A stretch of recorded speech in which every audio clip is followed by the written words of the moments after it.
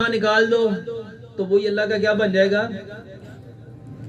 और मेरे मोहतरम भाइयों, जिस वजह से बीमारी आई है, देखो वो गुनाहगार किस वजह से था, गुनाह की वजह से। तो गुनाह को निकालना चाहिए या उसके ऊपर तकरीरें करनी चाहिए। कितने वाकयात ऐसे हैं जो नबी सल्लल्लाहु अलैहि वसल्लम की जिंदगी से मिलते हैं। वो याद है मस्जिद नबी में एक बद्दू आया जिसने पेशाब कर दिया, तो नबी सल्लल्लाहु अलैहि वसल्लम ने क्या किया, डंडा लेके आए। तो हुंदे आज साढ़े वर्गे माशाल्लाह अहले इल्म, जिस अमल से नरमी निकल गई उसमें से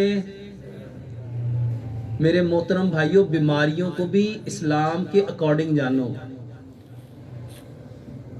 हमें फालिज का इलाज करना चाहिए कि जिस वजह से फालिज होता है उसका इलाज करना चाहिए। मेरे मोहतरम भाइयों, एक बार उसका इलाज हो गया ना तो घर में जो बाकी नस्ल है ना वो बच जाएगी। इसको इस हदीस से समझो। नबी सल्लल्लाहु अलैहि वसल्लम किसी बीमार के पास जाते थे तो दुआ क्या पढ़ते थे, क्या पढ़ते थे, ऊंची बोलो, ला बासा तुहूरुन इंशाअल्लाह। अगर आज इस शख्स के पास भी नबी सल्लल्लाहु अलैहि वसल्लम आ जाए तो क्या कहेंगे कि इस बीमारी के आने में कोई हर्ज, ये आई है तुम्हें पकीज़ा करने। मेरे मोहतरम भाइयों, अगर अल्लाह ने चाहा, बीमारी क्यों आती है, हमें क्या करने आती है, पकीज़ा करने। और सच बताओ, हम पकीज़ा होते हैं कि दवाइयों के चक्कर में पड़ जाते हैं। और मैं आपको ना कुछ हकीकतें बताने लगा हूं, सिर्फ इस सवाल के रेलिवेंट नहीं, जरा इसको समझिएगा। बीमारी क्या है? नबी सल्लल्लाहु अलैहि वसल्लम ने फरमाया, जो सुबह को किसी बीमार की इजादत करने गया, शाम तक उसके लिए कितने फरिश्ते दुआए मगफिरत करेंगे? कितने फरिश्ते, कितने फरिश्ते बताओ, ये बीमारी है। एक बंदा गया तो 70,000 फरिश्ते, दो गए तो 1,40,000 फरिश्ते, तीन गए तो 2,10,000 फरिश्ते, चार गए तो 2,80,000 फरिश्ते। और अगर 10 लोग उसकी तीमारदारी के लिए चले गए तो कितने फरिश्ते उन बंदों के लिए दुआएं मगफिरत करेंगे? 7 लाख। और जिस एक बंदे की वजह से 7 लाख फरिश्ते इस काम में लग गए, वो तकलीफ वाला है या अजर वाला है? आप लोगों की ग्रूमिंग ये हुई है, बीमारी आ गई, फर्ज हो गया, फिर क्या हुआ? मेरे मोहतरम भाइयों, बीमारी आई तो क्या कहना चाहिए? ओ परेशान ना हो, ओ कोई हर्ज नहीं है, कोई हर्ज नहीं है। इस बीमारी के आने में ये आई है तुम्हें पकीज़ा करने। और यकीन जानो, जिस बंदे के लिए 70,000 फरिश्ते सुबह को दुआ करनी शुरू करें, शाम तक उसके लिए दुआ करें, वो शाम को जाके फिर उसकी तीमारदारी करे, सुबह तक उसके लिए 70,000 फरिश्ते दुआ करें, इससे बड़ा नफे का सौदा कौन सा हो सकता है? अच्छा, ये कोई इमोशनल तकरीर है या रियलिटी है? लेकिन सच बताओ, हमें जो इंफॉर्मेशन मिली, हमारा जो सोर्स ऑफ इंफॉर्मेशन है, हमें जो नॉलेज दिया जा रहा है, हमारी जो तरबियत की जा रही है, उसमें बीमारी क्या है? कहना यार अल्लाह रहम ही करे, इन्हां दे घर ते सारे बीमार पे हैं। क्या मतलब है इसका? जैसे पता नहीं इनके ऊपर कितना बड़ा अज़ाब आ गया है। सच बताओ मेरे मोहतरम भाइयों, जो बीमार होता है ना, उसके पास बैठने का हुक्म है। किस लिए? ताकि 70,000 फरिश्ते तुम्हारे लिए दुआएं मगफिरत करें। और सोचो, जो 1 मिनट के लिए, 2 मिनट के लिए, 3 मिनट के लिए गया, उसको तो 70,000 फरिश्ते दुआएं मगफिरत करेंगे। 10 लोग गए तो 7 लाख फरिश्ते दुआएं करेंगे। तो जो खुद बीमार पड़ा है उसके लिए क्या अजर होगा? कभी सोचा? हमारे यहां जहालत है इतनी ज्यादा, इतनी ज्यादा, इतनी ज्यादा कि आज जो रास्ते जन्नत को जाते थे उसको तो आप लोगों ने वबाल बना लिया। और जो जहन्नम को जाते थे उसको आप लोगों ने स्टेटस सिंबल बना लिया। मेरे मोहतरम भाइयों, सवाल का जवाब ये नहीं है कि फालिज है तो क्या करना चाहिए। मैं आप लोगों को एक हकीकत बता रहा हूं, हकीकत बता रहा हूं। सच बताओ, क्या हमारे इमोशंस ये होते हैं जो बीमार हुआ वो, या जिसके घर में कोई बीमार हुआ उसके? सच बताओ, जिसको ये पता चले आज मेरे अब्बा जी की वजह से मैं जाके अब्बा जी का पता लूंगा, मेरी वाइफ अब्बा जी का पता लेगी, मेरे 2 बेटे लेंगे, 2 बेटियां लेंगी, तो कितने फरिश्ते लग गए उस अब्बा जी के लिए, अब्बा जी की वजह से।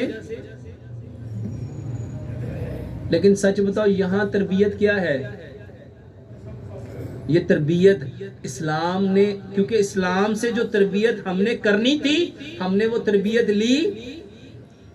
मैं किताब लिख रहा हूं जिसमें मैं सिर्फ ये लिख रहा हूं बीमारियों के फायदे, और कोई एक बीमारी नहीं, 2 नहीं, 3 नहीं, वल्लाह मैं कुरान और हदीस से आपको बताऊंगा कि बुखार आने पे अल्लाह ताला क्या अजर देता है।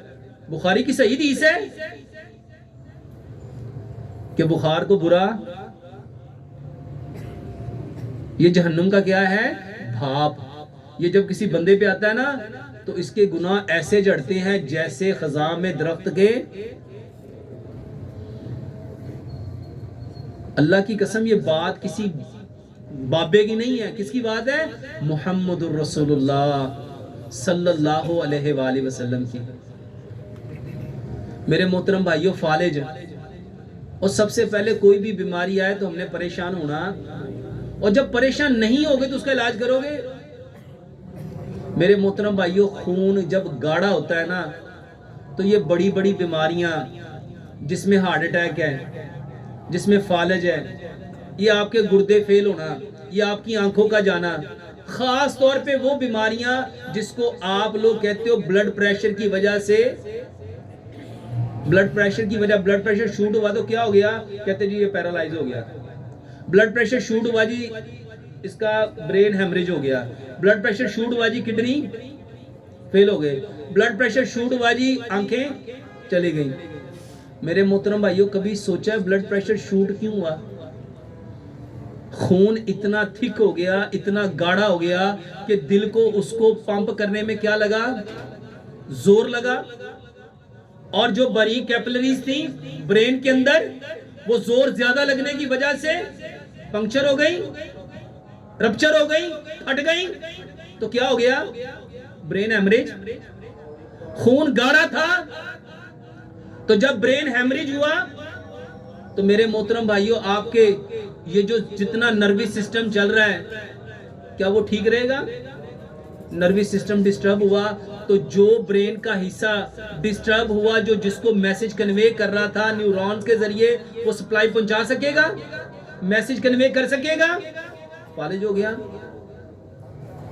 और हम सारी जिंदगी फालिज की दवाइयां खाते रहते हैं। लेकिन पकीजा होते, पकीजा किससे होना था? मेरे मोहतरम भाइयों, उन चीजों को छोड़ना था जो खून को गाढ़ा करती हैं। और सबसे ज्यादा खून गाढ़ा होता है अल्लाह।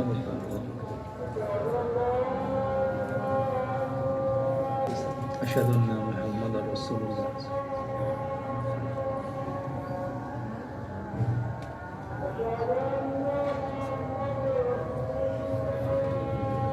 अशहदु अन्ना मुहम्मदुर रसूलुल्लाह।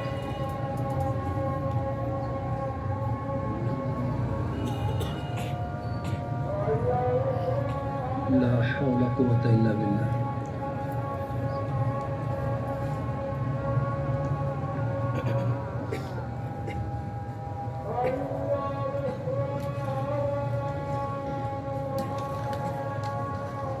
ला हौला कुव्वता इल्ला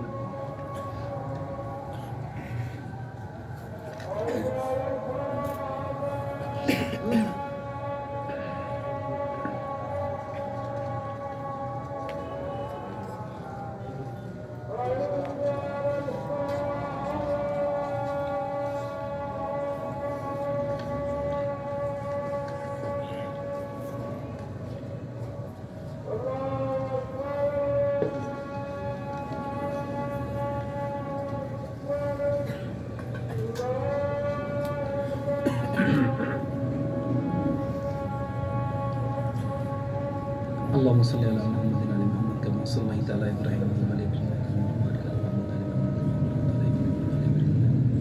अल्लाहुम्मा रब्ब हाज़िहि दावति ताम्मा व सलाति काइमति मुहम्मदिन वसीलतन रज़ीतु बिल्लाहि रब्बन व इस्लाम दीना मुहम्मदन सल्लल्लाहु अलैहि वसल्लम। मेरे मोहतरम भाइयों, ब्लड प्रेशर क्यों बढ़ा? खून के गाढ़ा होने की वजह से। और खून गाढ़ा क्यों होता है? मेरे मोहतरम भाइयों, सबसे ज्यादा खून गाढ़ा होता है बोलने की वजह से। बोलने की वजह से, बोलने की वजह से। दलील क्या है इसकी? अल्लाह सुब्हानो ताला ने कुरान में फरमाया, नबी इनसे पूछो क्या ये पसंद करेंगे अपने मरे हुए भाई का गोश्त खाना? जो अपने भाई की बुराई करता है, चुगली करता है, वो ऐसे है जैसे मरे हुए भाई का गोश्त खाना। साइंस आज ये बात कहती है, जो शख्स जो लफ्ज बोलता है, ब्रेन सबसे पहले उसका इमेज बनाता है, फिर उसका ओरा बनाता है, फिर उसका इमेज बनाता है। अब जैसा ब्रेन उस लफ्ज का इमेज बनाएगा, ब्रेन ने वैसे ही केमिकल बनाने हैं। और जब मैंने ऐसी बात कही जो दूसरे को क्या दे रही है? दुख, दर्द, गम, रंज, तो मेरा केमिकल कौन सा बनेगा? मेरे यहां पे कौन से केमिकल प्रोड्यूस होंगे? साइंस कहती जो शख्स जो काम जिस इंटेंशन के अकॉर्डिंग करता है, उसको वो काम वो ही प्रोवाइड करता है। अब मैंने क्या किया? अपने भाई की चुगली की, यहां केमिकल कौन सा पैदा होगा? मैंने गीबत की, केमिकल कौन सा पैदा होगा? मेरे मोहतरम भाइयों, मैंने गाली दी। यह गाली नहीं है। एक गाली आती है, सच बताओ, सबसे पहला रिएक्शन गाली सुनने पे जो बदन में होता है वो क्या होता है?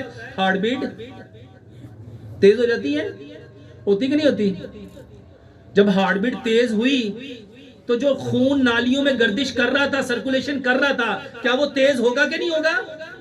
गाली सुनते ही चेहरा सुर्ख होता है कि नहीं होता? आंखें रेड होती कि नहीं होती? आपके बदन के अंदर जो एड्रेनालिन ग्लैंड है ना, वो एड्रेनालिन प्रोड्यूस करना शुरू कर देता है। और जैसे एड्रेनालिन आया, उसने नालियों को खोल दिया। नालियां जैसे खुली, कैपिलरीज जैसे खुली, वेन जैसे खुली, सारा खून आपके बदन के ऊपर आ गया। और सोचो, जब खून बदन पे आ गया, चेहरे पे आ गया, तो ब्रेन को जितना ब्लड चाहिए तो उसको मिलेगा, आंखों को जितना ब्लड चाहिए तो उसको मिलेगा, गुर्दों को जितना ब्लड चाहिए तो उसको मिलेगा, आपके हार्ट को जितना ब्लड चाहिए तो उसको मिलेगा, क्योंकि खून सारे का सारा कहां आ गया? बॉडी में हैजानी कैफियत आ गई, मुंह में सलाइवा ज्यादा आ गया, डिसीजन पावर खत्म हो गई। गाली सुनते ही होता है कि नहीं होता? और मध्य मुकाबल अगर कमजोर है तो हम एक दो उसको लगा देते हैं, और अगर मध्य मुकाबल कवि हो तो फिर क्या करते हैं? फिर मन ही मन में कुछ ना कुछ बुड़बड़ाते रहते हैं। मेरे मोहतरम भाइयों, खून गाढ़ा होता है लफ्जों से। जब ऐसे अल्फाज बोले जाते हैं जिसको अल्लाह ने हराम कहा है, जिसको अल्लाह ने, झूठ क्या है? झूठ बोलना क्या है? मेरे मोहतरम भाइयों, जब हम झूठ बोलेंगे तो यहां केमिकल कौन सा पैदा होगा? वो आपके खून को गाढ़ा करेगा कि पतला करेगा? हमने ऐसे बात कही, ऐसा जुमला कहा जिसकी हकीकत नहीं है। मेरे मोहतरम भाइयों, इसके बाद खून गाढ़ा होता है सोचने की वजह से, सोचने की वजह से। इसको सिंपल है समझना। मेरे मोहतरम भाइयों, आपने कोई भी बात आप सोचते हैं, अब ब्रेन ऊपर है, हार्ट नीचे है, तो जब हम सोचेंगे तो ब्रेन को सोचने के लिए, एनर्जी के लिए ब्लड की जरूरत है, तो हार्ट खून ऊपर भेजने के लिए क्या करेगा? जोर लगाएगा। आपने एक बार सोचा, ब्रेन ने एक बार ब्लड भेजा, 2 बार सोचा, 2 बार भेजा, 3 बार सोचा, 3 बार भेजा। अब हार्ट नीचे है, ब्रेन ऊपर है, तो इसको बार बार ऊपर ब्लड थ्रो करने के लिए क्या करना पड़ेगा? इसको सिंपल समझो, एक बंदा ऊपर खड़ा है, वो कहता है मुझे ईंट दो, आप ईंट यहां से पकड़ के ऊपर फेंकते हो, फिर दूसरी बार फेंकते हो, तीसरी बार फेंकते हो, चौथी बार फेंकते हो, 5वीं बार फेंकते हो। कोई बाजू में प्रॉब्लम होगी कि नहीं होगी? कोई मामला बनेगा कि नहीं बनेगा? इस्लाम कहता है मुआफ करो, मुआफ करो। मुआफ करना क्या था? मुआफ करने का मतलब था छोड़ दो, छोड़ दो, छोड़ दो। कहां से छोड़ना था? साइंस कहती है ये जो ब्रेन है ना, ये लोगों की बातों को पकड़ लेता है, लोगों के जुमलों को पकड़ लेता है, लोगों के रवैयों को पकड़ लेता है। किसी ने दुख दिया, ब्रेन ने पकड़ लिया, किसी ने तकलीफ दी, ब्रेन ने पकड़ ली। मेरे साथ इसने ऐसा किया, मुझे 25 साल पहले की बात आज इसकी क्या कहते हैं, क्या कहते हैं, याद है, क्योंकि ब्रेन ने उसको छोड़ा। ये छोड़ने के पीछे कितना बड़ा कॉन्सेप्ट अल्लाह सुब्हानो ताला ने लैलतुल कदर की रात को दिया। लैलतुल कदर की रात सबकी बख्शिश हो जाएगी, लेकिन कता ताल्लुक करने वाले की बख्शिश। लॉजिक क्या थी, रीजन क्या थी? क्योंकि इसने माफ नहीं किया। अल्लाह फरमाते जो माफ नहीं करता तेरा रब भी उसको माफ। बात समझ आ रही? फालज क्यों होता है? फालज उसको होता है जिसने 25 साल से बातें पकड़ी हुई हैं। मेरे चाचे ने ऐसे किया, मेरे मामू ने ऐसे किया, मेरी फुफ्फो ने ऐसे किया, मेरे खाला ने ऐसे किया, मेरे हमसाये ने ऐसे किया, मेरे दोस्त ने ऐसे किया, मेरे रिश्तेदार। जितना बोलते जाओगे इसको समझना बड़ा आसान है। मेरे मोहतरम भाइयों, घर जाके तजुर्बा करना। ये पेपर, इसके छोटे छोटे टुकड़े करो, इसको सिर्फ 5 मिनट के लिए जरा पकड़ के रखो। क्या 5 मिनट तक इसको पकड़ के स्टिल ऐसे रह सकते हैं? 5 मिनट के बाद क्या होगा? ये मेरे बाइसेप्स, ये ट्राइसेप्स, ये शोल्डर के मसल, ये सारे स्कैपुला के मसल धीरे धीरे क्या होंगे? सबसे पहले इसमें दर्द शुरू होगी, उसके बाद इसमें इरिटेशन आनी शुरू हो जाएगी, और फोर्स ऑफ ग्रेविटी की वजह से ये धीरे धीरे क्या होगा? नीचे आ जाएगा। और 10 से 15 मिनट के बाद इस बाजू में ग्रिप नहीं रहेगी इसको होल्ड करने की। रहेगी? सर इस छोड़ने को कहते हैं माफ करना। इस छोड़ने को क्या कहते हैं? और जो माफ नहीं करता अल्लाह की कसम उसको फालजी होता है। उसको क्या होता है? जिसने लोगों की बातों को नहीं छोड़ा। अच्छा हमारे यहां अजीब ही फलसफा है माफ करने का। वो कहता मैं बंदे नहीं छाड़ देता। हमारे यहां माफ करने का कॉन्सेप्ट क्या है? कहता उन्हें मेरे नाल इंज कीता सी, मैं अल्लाह का शुक्र मैं उन्हें माफ करता, मैं उस तो बाद उन्हें बुलाया ही नहीं। सच बताओ, मैं कहानी तो नहीं सुना रहा। हमारे यहां कॉन्सेप्ट यही है। सर माफ किसको करना था? जो उसने दुख दिया था उस दुख को छोड़ना था, बंदे को नहीं छोड़ना था। जो बंदा अपने भाई से 3 दिन से ज्यादा नाराज रहता है, अल्लाह उसकी किसी भी इबादत को कबूल है। अच्छा ये कहानी है कि हकीकत है? अल्लाह की कसम बीमारियां इस वजह से आई हैं। बीमारियां बीमारियां और पहले इन वजहों को जाना था, इनको जानना था। ये एक एक लेक्चर वल्लाह पूरा पूरा दिन मांगता है। ये फालज नहीं है, ये हमने जो यहां कचरा पकड़ा हुआ है इसको छोड़ना था। और यहां छोड़ने को क्या कहते हैं? माफ करना। हमने जिसने दुख दिया, दर्द दिया, गम दिया, रंज दिया, तकलीफ दी, अजियत दी, उसकी उस दुख को, दर्द को, गम को, रंज को, इसको छोड़ना था। बंदे को नहीं छोड़ना था। और हम बदबख्तों ने क्या किया? अपने भाइयों को छोड़ दिया। अल्लाह की कसम जो अपने भाई को छोड़ देता है फिर अल्लाह भी, और जब अल्लाह छोड़ दे फिर वो कभी भी फलाह पा सकता। फिर वो ये दुआ मांगेगा ला बासा तो इंशाअल्लाह। फिर वो अल्लाह के पास जाने की कोशिश करेगा या सारी जिंदगी दुनिया के दर बदर के ठोकरें खाएगा और एंड पे सिसकते हुए, एड़ियां रगड़ते हुए मरेगा। मेरे मोहतरम भाइयों, इन बातों को छोड़ो जो खून गाढ़ा करते हैं। और हमारे यहाँ क्या है? हमारे यहाँ ये है कि भाई साहब छोटी छोटी बातों के जल्दी जल्दी जवाब दिया करो, ये इतनी बड़ी बातें बताने की जरूरत। अल्लाह की कसम एक बात पल्ले पड़ गई तो हमारी जिंदगी सवर जाएगी। खून गाढ़ा होता है माफ ना करने से।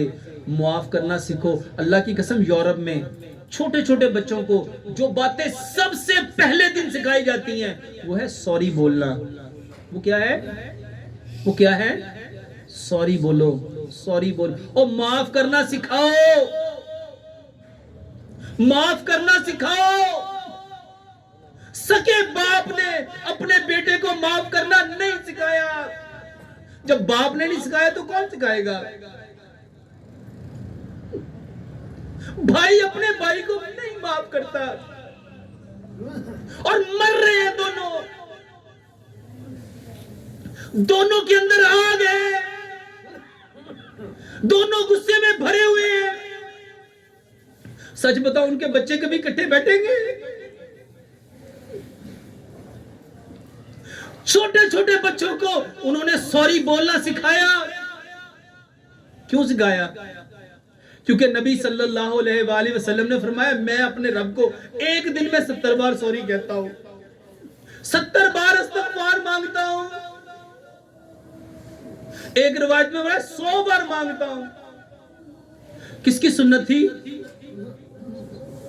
बताने वाले प्यारे पैगंबर जनाबे मोहम्मद सल्लल्लाहु अलैहि वसल्लम। और आज अमल करने वाले कौन?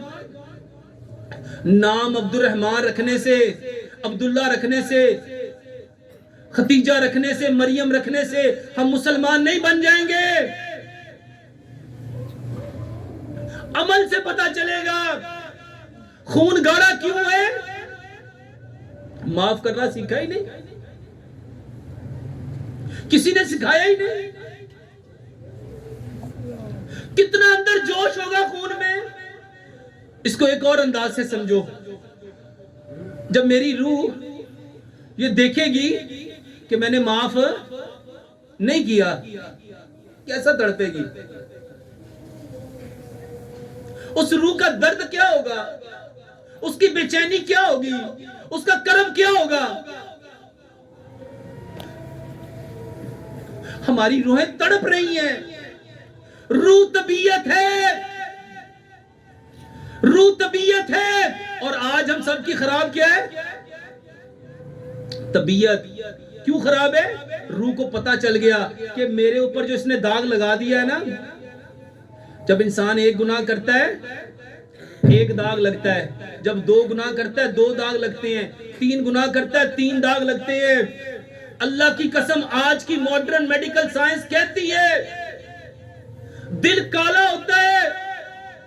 जाओ गूगल पे जाके सर्च करो, हार्ट अटैक बोलो, उसके ऊपर जो पिक्चर आएगी वो दिल के ऊपर दाग, काला हुआ हुआ दिल। ये हार्ट अटैक क्यों होता है? दिल क्या हो गया? काला। और दिल काला किससे होता है? किससे होता है? जब एक गुनाह करता है 1 दाग, 2 करता है 2 दाग, 3 करता है 3 दाग, हत्ता के गुनाह कर करके उसका दिल। मेरे मोहतरम भाइयों, आज हार्ट अटैक हमें क्यों हो रहे हैं? और बहुत सारे भाई कहते हैं भाई साहब ये तो बीमारियां तो बड़े बड़े नेक लोगों को भी आती हैं। जो नेक लोगों को आई, अल्लाह के नबी सल्लल्लाहु अलैहि वसल्लम ने क्या फरमाया? बीमारी या तो दर्जात बुलंद करने के लिए आती है या गुनाहों के कफारे के लिए। हम सब के क्या हैं? हमारे दर्जात कहाँ? हमारे तो गुनाह ही बख्शे जाएं तो हम अल्लाह का शुक्रिया अदा कर लेंगे।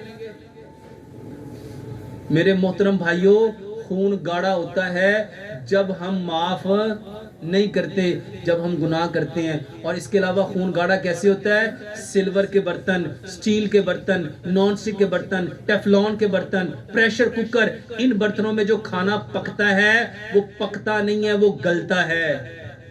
वो गलता है। कैसे गलता है? मेरे मोहतरम भाइयों, इन बर्तनों में 2 चीजें पैदा होती हैं, एक स्टीम और एक प्रेशर। स्टीम से वो चीज गर्म हो गई, प्रेशर ने उसको फाड़ दिया। जो आपने प्रेशर कुकर में मटन रखा था, जो दाल रखी थी, जो सब्जी रखी थी, वो फट गई। जो चीज फट गई है क्या वो तुम्हें ताकत देगी? क्या वो हजम होके आपकी बॉडी को वो सारे इंग्रेडिएंट्स देगी? मिट्टी के बर्तन में खाना धीरे धीरे पकता है, और जो खाना मिट्टी में पकता है वो अल्कलाइन प्रॉपर्टी रखता है, और जो खाना सिल्वर में, स्टील में, नॉन स्टिक में, टेफलॉन में, प्रेशर कुकर में पकता है वो एसिडिक प्रॉपर्टी रखता है। और ये एसिडिक प्रॉपर्टी आपके खून को गाढ़ा करती है। जिसको फालिज हुआ है, मिट्टी के बर्तन में खाना पकाओ। जिंदगी में कभी प्लास्टिक के बर्तन इस्तेमाल ना करना। प्लास्टिक के अंदर 52 किस्म का कैंसर है, 52 किस्म का कैंसर है। मेरे मोहतरम भाइयों, हदीसें, एक एक चीज के बारे में मेरे पास हदीस है। बर्तनों के ऊपर मैं आपको इतनी हदीसें सुना सकता हूं। एक एक चीज के बारे में प्यारे पैगंबर जनाब मोहम्मद सल्लल्लाहु अलैहि वसल्लम रहनुमाई करके गए। जिंदगी में मिट्टी से पैदा हुए हैं, मिट्टी में वापस जाना है, और कल क़यामत वाले दिन मिट्टी से उठाए जाना है। नबी सल्लल्लाहु अलैहि वसल्लम की सही हदीस है, जो कौम जिस कौम की मुशाबत करेगी उन्हीं के साथ उठाई जाएगी। प्यारे पैगंबर जनाब मोहम्मद सल्लल्लाहु अलैहि वसल्लम के घर के बर्तन कौन से थे? हमारे कौन से होने चाहिए? मिट्टी के बर्तन में खाना पकाओ। मेरे मोहतरम भाइयों, दूसरे नंबर पे जो चीज आपके खून को सबसे ज्यादा गाढ़ा करती है वो कुकिंग ऑयल, वो है कुकिंग ऑयल। अपने घर में जाके तजर्बा करना, जहां बर्तन धोते हैं ना, जहां बर्तन धोते हैं उस सिंक का जो ड्रेन का वेस्टेज का पाइप जिस ड्रेन के पाइप में जा रहा है, वल्ला 4 इंच का पाइप चोक कर जाता है। किससे किससे चोक कर गया? उस कुकिंग ऑयल से, जिसको आपने कहा कि ये हमारे दिल को सबसे ज्यादा बेहतर जानता है। और जिसने 4 इंच का पाइप चोक कर दिया, वो आपकी कोरोनरी आर्टरीज को, वो आपके ब्रेन के अंदर जो अल्लाह सुब्हानो तआला ने बारीक कैपिलरीज रखी हैं, क्या उनको चोक करेगा कि नहीं करेगा? मेरे मोहतरम भाइयों, सरसों का तेल इस्तेमाल करो, सरसों का तेल इस्तेमाल करो। सरसों पूरी जिंदगी कभी जमता नहीं है, और जो जम जाए वो सरसों नहीं है। तीसरे नंबर पे जो चीज खून को गाढ़ा करती है वो चीनी है। चीनी, कौन सी चीनी? जिसके अंदर बंडल ऑफ चूना है। ये चीनी को वाइट करने के लिए, क्रिस्टलाइज करने के लिए इसके अंदर क्या डाला जाता है? चूना। कौन सा चूना? ये मेरे मोहतरम भाई है, जिसको आप लोग व्हाइट वॉश कहते हैं और जिसको कली कहते हैं। जरा सच बताओ, कली हाथ में लग जाए वो हाथ का क्या हाल करेगी? आज आप लोगों के अंदर किसी को माउथ कैविटी कैंसर, किसी को इसोफेगस कैंसर, किसी को स्टमक कैंसर, किसी को अल्सरेटिव कोलाइटिस। सबब क्या है? चूना। चूना। चीनी बंद करके गुड़ इस्तेमाल करो। मेरे मोहतरम भाइयों, खतरनाक चीज जो आप लोग खाते हो आटा है। कौन सा आटा? जो लोहे की चक्की, चाइना की चक्की, स्टील की चक्की, ब्लेड की चक्की, पत्थरों की चक्की पे पिसता है। इसमें आटा पिसता नहीं है, इसके अंदर मोटर लगाई जाती है, आटा डालते हैं, वो उसकी एक एक चीज को जला के क्या करता है? भूस बना देता है। अच्छा, आटा खाना था आपने चोकर के लिए, सूजी के लिए, मैदे के लिए, फाइबर के लिए, वो तो सारा कुछ जला के आपने क्या कर दिया? इन चक्कियों से जो आटा निकलता है, जरा नीचे हाथ रखो, हाथ रखा जाएगा? कितना गर्म होता है वो? इतना गर्म होता है कि आपकी हाथ की स्किन को, सोचो, जो हाथ की स्किन को जला दे, क्या आटे के अंदर जो ग़िज़ाइयत थी, जो इंग्रेडिएंट्स थे, क्या वो बाकी बचेंगे? पत्थर की चक्की का आटा खाओ। अल्लाह की कसम, ये जितने लोग जिनको ब्लड प्रेशर है, जिनको फालज है, ये जितने लोगों के जोड़ों में दर्द है, ये सारे एक ही सवाल है, दर्दें हैं, और सारी जिंदगी दर्दों की दवाइयां खाते हैं। मेरे मोहतरम भाइयों, ये 5 काम कर लो। मिट्टी के बर्तन में खाना पकाओ, मिट्टी के बर्तन में खाना खाओ, मिट्टी के बर्तन में पानी रखो, मिट्टी के बर्तन में पानी पियो। ये अल्कलाइन प्रॉपर्टी होगा। हकीम लुकमान ने एक बड़ी प्यारी बात कही थी। हकीम लुकमान कहते हैं, जिसके जोड़ों में दर्द है, यकीन कर लो उसका मैदा खाना हजम नहीं करता। खाना हजम नहीं हुआ, इस वजह से उसके पास ताकत नहीं है, ताकत नहीं है तो इस वजह से उसके जोड़ों में दर्द है। उसको दवाई ना दो, उसको दवाई ना दो, उसको अदरक, लहसुन, पुदीने, नारदाने की चटनी बना के दो। मेरे मोहतरम भाइयों, अपना खाना मिट्टी के बर्तन में बनाओ, सरसों के तेल में बनाओ, चीनी की जगह गुड़ लो, पत्थर वाला नमक लो, आटा पत्थर की चक्की का पिसा हुआ। एक चीज रहेगी, नमक। मेरे मोहतरम भाइयों, नमक क्या है? अल्लाह अकबर। इमाम इब्ने कय्यम ने किताब लिखी ज़ादुल माद, उसके अंदर आपने लिखा जो बंदा समंदर के पानी से नमक बनाएगा और उसको खाएगा वो अपने बदन में अनगिनत बीमारियां भर लेगा। ये बात इमाम इब्ने कय्यम ने कितने सौ साल पहले कही? कितने सौ साल पहले कही? तकरीबन 900 साल पहले। और आज आपके घरों में सारे का सारा नमक समंदर के पानी का है। ये जितने लोग अपने आप को बड़े सोफिस्टिकेटेड और बड़े पढ़े लिखे समझते हैं, ये सारे के सारे नमक कौन सा इस्तेमाल करते हैं? आयोडाइज नमक। इसको कहते हैं सी सॉल्ट। मेरे मोहतरम भाइयों, इसमें एक भी मिनरल नहीं है, इसमें एक भी मिनरल नहीं है। और जो है पिंक हिमालयन सॉल्ट, ख्योड़ा का नमक, उसमें 84 मिनरल है। मेरे मोहतरम भाइयों, मिनरल्स का जो नेचुरल सोर्स है ना वो दो है, या पानी या नमक। और आज लोगों ने दोनों ही बदल दिए। और नमक से पता है नमक से क्या क्या चीजें आती हैं? नमक से हया पैदा होती है, नमक से वफा पैदा होती है, नमक कैरेक्टर डेवलप करता है, डिसीजन पावर नमक से आती है। ये जितनी मसाजिद के अंदर कुर्सियां बड़ी हैं, ये जितने आपके हड्डियों से कैल्शियम घिस घिस के निकल रहे हैं, उसकी वजह आयोडाइज नमक है, आपकी चीनी है, आपकी ये सारे के सारे सॉफ्ट ड्रिंक्स हैं। पत्थर वाला नमक इस्तेमाल करो। ये 6 चीजें। और पानी, जिंदगी में पानी हमेशा वो पियो जो जमीन से निकलता है, जो जमीन से निकलता है। ये मिनरल वाटर है। 2 चीजें चेक करनी है। पानी वो पीना है जिसका पीएच 7.3 है या 7 की रेंज में है। जो 7 से नीचे आएगा वो एसिडिक हो जाएगा, वो तेजाबी हो जाएगा। और जिसका पीएच 50 से लेके 150 के बिटवीन है, 1000-1200 रुपए का टीडीएस मीटर आता है। पानी का टीडीएस चेक करो, लेटमस पेपर होता है, 10 रुपए की स्ट्रिप आती है पीएच की, वो चेक करके 150 से लेके 150 तक पीएच का पानी पियो। 7.3 सबसे बेहतरीन पीएच है पानी का, बेहतरीन अल्कलाइन वाटर।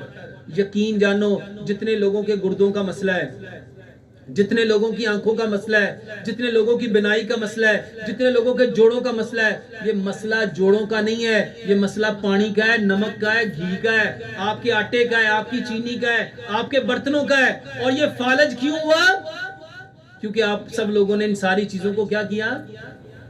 छोड़ दिया।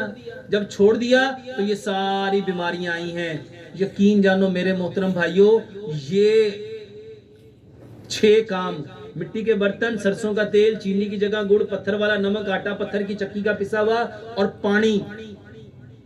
ये जो आप लोग समझते ना मिनरल वाटर, अल्लाह की कसम ये मिनरल लेस वाटर है, ये मिनरल लेस वाटर है।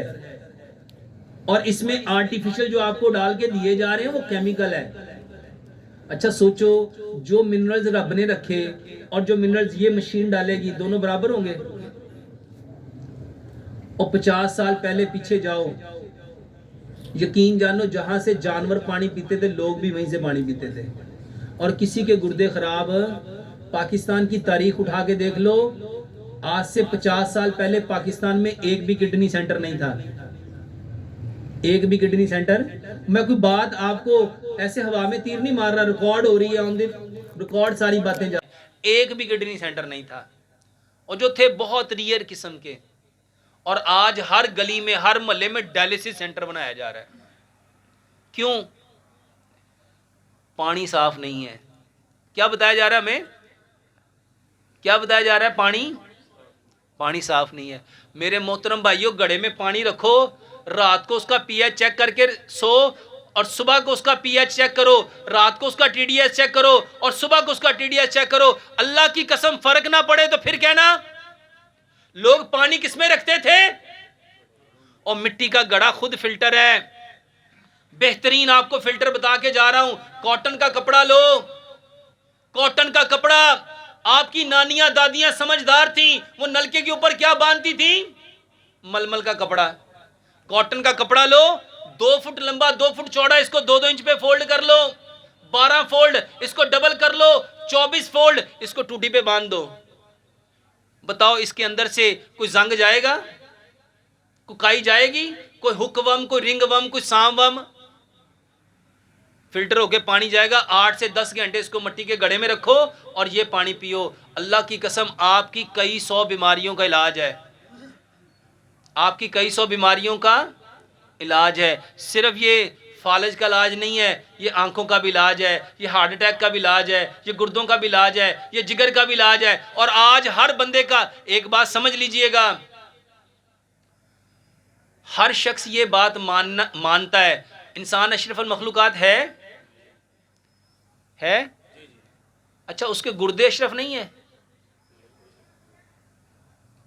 उसका जिगर, उसका मैदा, उसका दिल, ये भी अशरफ है कि नहीं?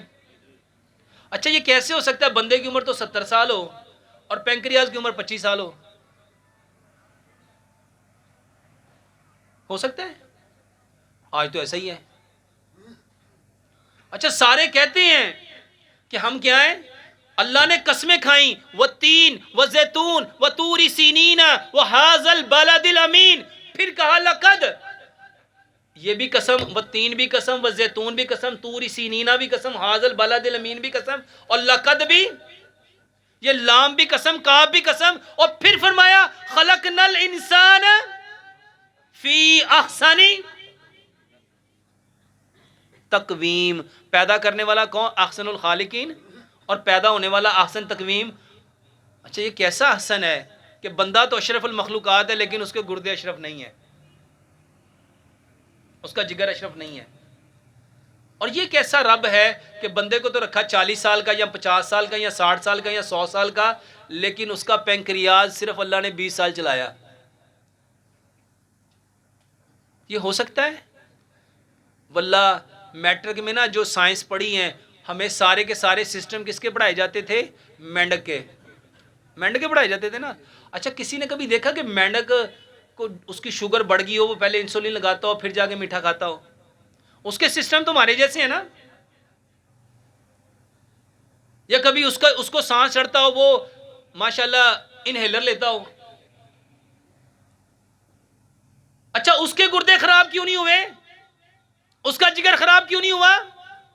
एक बात है, सिर्फ एक बात, कि उसने अपने रब की नाफरमानी, उसने अपने रब की नाफरमानी। हमने क्या की? हमने क्या की? यानी उसने रब की बात को माना इसलिए बीमार है? सबका जवाब यही होगा कि कुछ और भी है, कि दुनिया में जितनी मखलूकात है वो किसकी बात मानती हैं? अल्लाह की, इसलिए बीमार नहीं है। हम बीमार हो गए तो इलाज करना था कि रब की बात को मानना था। और हम अक्लमंद, एजुकेटेड स्टूपिड किसके पीछे गए? हमें रब की बात को मानने के पीछे जाना चाहिए था या उस साइंस के पीछे जाना चाहिए था?